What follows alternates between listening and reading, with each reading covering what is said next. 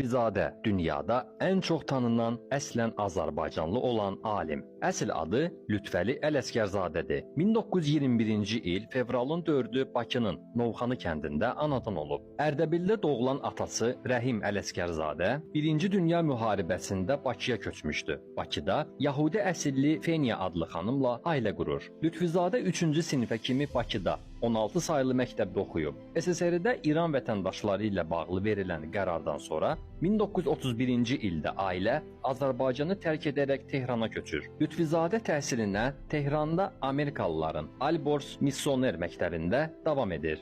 Tehran Universitetində elektrik mühəndisliyi ixtisası üzrə bitirdikdən sonra 1944-cü ildə ABŞ-a köçür. Massachusetts Texnologiya İnstitutunda təhsilini davam etdirir. 1946-cı ildə Tehranda tanış olduğu qadınla ailə qurur. Bu evlilikdən Stella və Norman adlı uşaqları olur. Lütfizadə bir il sonra valideynlərini də ABŞ-a gətirir. Kolumbiya Universitetində magistr və doktorluq dərəcələri alır. 1957-ci ildə kibernetikanın atası Norbert Wiener'in tövsiyəsi ilə Kaliforniyadakı Berkeley Universitetinə gəlir. Burada elektrik mühəndisliyi ilə kompüter elmləri kafedrasına rəhbərlik edir. 1991-ci ildə təqaüdə çıxmalı olsa da, fövqəladə istedadına görə ona universitetdə ömürlük fəaliyyət etməsinə imkan verilir. Lütfizadənin dünya elminə 6 mühüm nəzəriyyəsi məlumdur. Ona ən çox şöhrət qazandıran isə dünya elminə inqilab sayılan qeyri-səlis məntiq nəzəriyyəsidir. Uzun müddət ABŞ elmi ictimaiyyəti bu nəzəriyyəni qəbul etmir. Amma Yaponlar bu nəzəriyyədən yararlanmaq qərarına gəlir. Bu nəzəriyyə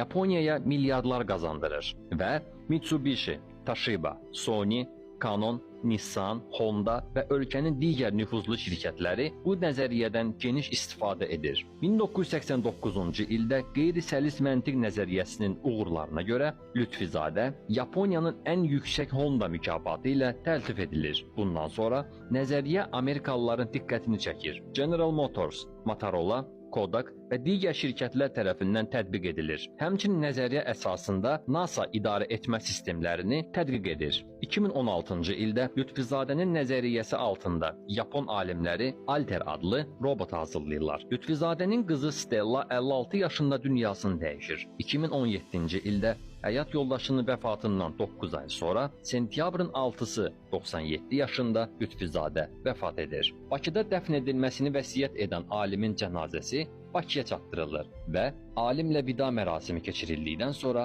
1-ci Fəxri Xiyabanda dəfn olunur.